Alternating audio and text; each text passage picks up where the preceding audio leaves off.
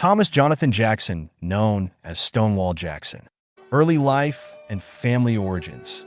Thomas Jonathan Jackson, later known as Stonewall Jackson, was born on January 21, 1824, in Clarksburg, Virginia, now West Virginia. His family came from Scottish-Irish and English descent, with deep roots in colonial Virginia. His father, Jonathan Jackson, was a lawyer, and his mother, Julia Beckwith Neale, was a deeply religious woman who instilled strong moral and spiritual values in her children. This narrative is sponsored by Polly Speaks For You. The creator of Polly Speaks For You has always been passionate about empowering individuals, especially those with disabilities or learning challenges, through text-to-speech and voice recognition technology. Polly Speaks For You isn't just a tool, it's a bridge for people to communicate and interact with the world in a meaningful way. By blending historical storytelling with cutting-edge tech, the creator showcases how powerful a voice can be, whether telling your own story or preserving history. So hit that like, share, and subscribe button and help this channel grow. Now back to the video. However, Jackson's early years were marked by tragedy and hardship. His father died of typhoid fever when Thomas was just 2 years old, leaving the family destitute and struggling to survive.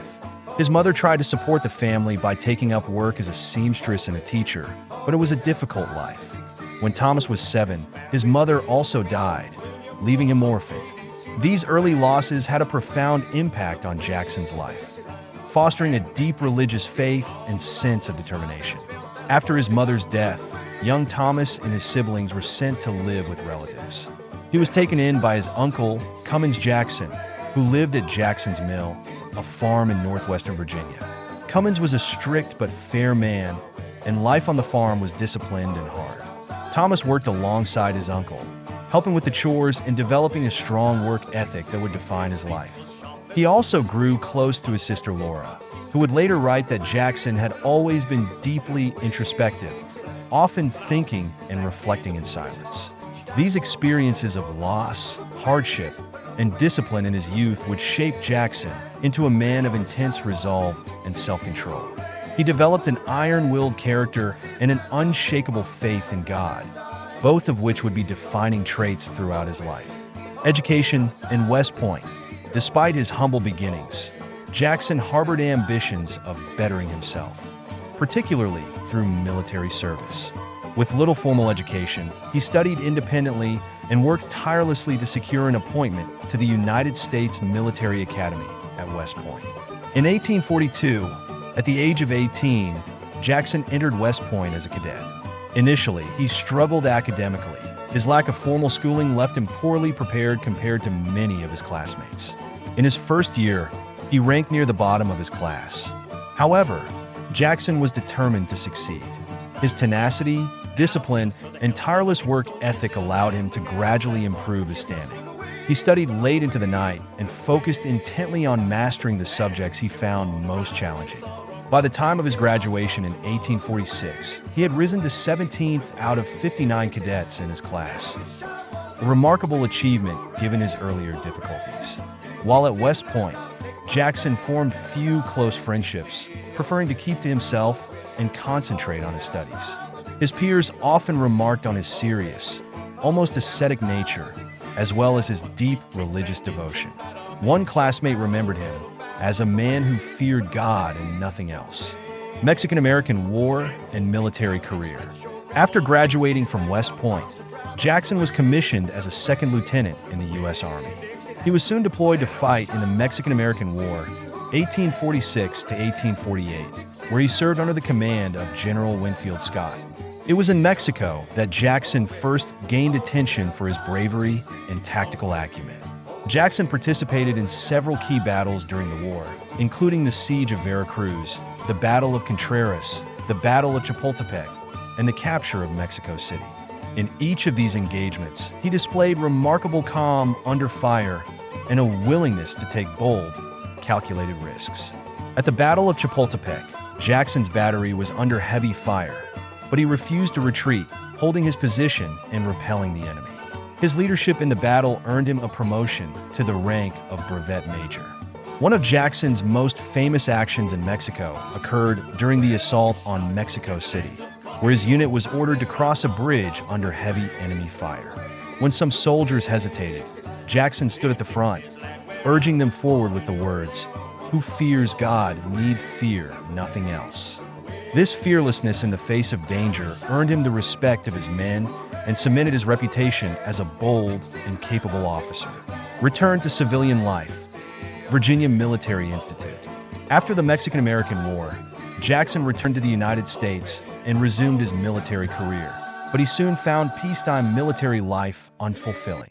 In 1851, he resigned his commission in the U.S. Army and accepted a position as a professor at the Virginia Military Institute, VMI, in Lexington, Virginia, where he taught artillery tactics and natural philosophy physics. As a professor, Jackson's teaching style was as rigid and methodical as his military career had been. His students often found his lectures difficult to follow, and he was frequently mocked for his strict discipline and peculiar habits. He was known for maintaining perfect posture at all times and for his unwavering belief in divine providence. One cadet recalled that Jackson would sometimes raise his right arm above his head during class, claiming that it helped with circulation, a habit that added to his eccentric reputation. Despite these quirks, Jackson was respected by those who knew him well. He was seen as a man of deep conviction, unshakable moral principles, and unwavering faith in God. His intense piety and strict personal discipline earned him the nickname Old Blue Light among the cadets, a reference to the intense, distant look in his eyes when he spoke about God and duty, marriage, and family life. Jackson's personal life was marked by both joy and tragedy. In 1853, he married Eleanor Junkin, the daughter of Dr. George Junkin, the president of Washington College, now Washington and Lee University. However, their happiness was short-lived. Eleanor died in childbirth just a year later, along with their stillborn son. This loss devastated Jackson, who turned even more deeply to his faith for solace. In 1857, Jackson found happiness again when he married Mary Anna Morrison, the daughter of a Presbyterian minister. Mary Anna would later become his closest confidant and greatest supporter. Their marriage was deeply affectionate, and Jackson's letters to her during his military campaigns reveal a tender and loving side of his personality that was often hidden from public view. They had a daughter, Julia Laura Jackson, born in 1862, but Jackson's time with his family was cut short by the war. The Civil War, birth of Stonewall. When the American Civil War erupted in 1861, Jackson sided with the Confederacy, driven by his loyalty to Virginia and his belief in states' rights. He was quickly commissioned as a colonel in the Confederate Army and rose to prominence during the First Battle of Bull Run, Manassas Junction, in July 1861. During the battle, as Confederate forces began to falter under heavy Union pressure, Jackson's brigade stood firm. It was at this moment that General Barnard B., trying to rally his men, reportedly pointed to Jackson and shouted, "There stands Jackson like a stone wall. Rally behind the Virginians." The name Stonewall stuck, and Jackson became a Confederate hero almost overnight. The Shenandoah Valley Campaign. Jackson's reputation as a brilliant military tactician was solidified during the Shenandoah Valley Campaign of 1862. In a series of rapid and decisive engagements, Jackson led his outnumbered forces against multiple Union armies in the strategically important Shenandoah Valley. His ability to move his troops quickly, strike unexpectedly, and retreat before the enemy could react earned him widespread admiration, both from his own men and from his Union adversaries. One of the key factors in Jackson's success was his mastery of what would later be called maneuver warfare. He repeatedly used the terrain to his advantage, moving swiftly through the valley's mountains and forests, surprising Union forces and keeping them off balance. His victories in the Shenandoah Valley relieved pressure on the Confederate capital of Richmond and raised the morale of the Southern cause. Jackson's performance during the campaign prompted General Robert E. Lee to appoint him as a key commander in the Army of Northern Virginia. Lee would later refer to Jackson as his right arm, a testament to the trust and reliance he placed in Jackson's abilities. Personal reminiscences and anecdotes. Jackson's contemporaries often described him as a man of contrasts. He was deeply religious, intensely private, and modest, Yet on the battlefield, he was aggressive and daring. His strict adherence to his faith shaped both his personal life and his military leadership. He famously told his soldiers that fear was unnecessary because God has fixed the time for my death. This belief gave him an air of invincibility and inspired his men to follow him into the most dangerous situations. Jackson's religious devotion also led to some odd habits. He refused to send mail on Sunday, believing it violated the Sabbath, and he fasted frequently, considering it a way to purify his soul. He also had an almost obsessive sense of discipline, waking up early every morning for personal prayer and Bible study. Despite his strict exterior, Jackson had a softer side, particularly in his relationship with his wife, Mariana. In his letters to her, Jackson often expressed his deep love and devotion, referring to her affectionately as my dearest one. He found solace in their correspondence during the war, and she was his confidant during his darkest hours. Diary entries of friends and enemies. One of Jackson's staff officers, Colonel Henry Kidd Douglas, kept a diary in which he recorded many observations of Jackson's leadership.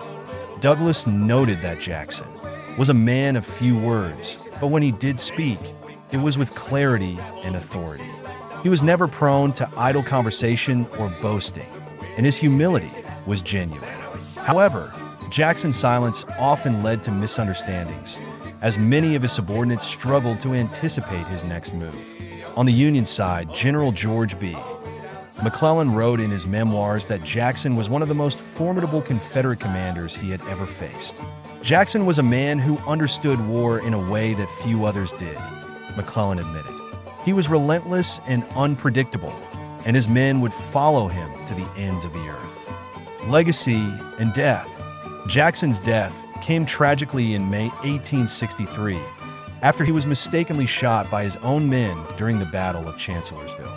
Despite the best efforts of doctors to save him, Jackson's arm had to be amputated, and he died of complications from pneumonia a few days later. His death was a devastating blow to the Confederacy, and many believe that had Jackson lived, the outcome of the war might have been different.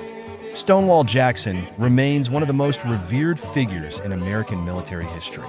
His tactical brilliance, deep faith, and unyielding resolve continue to inspire generations of soldiers and leaders. If you've enjoyed this video, don't forget to like, share, and subscribe. To learn more about South Africa's leading accessibility software, visit www.polispeaks4u.co.za and support this meaningful dyslexic initiative.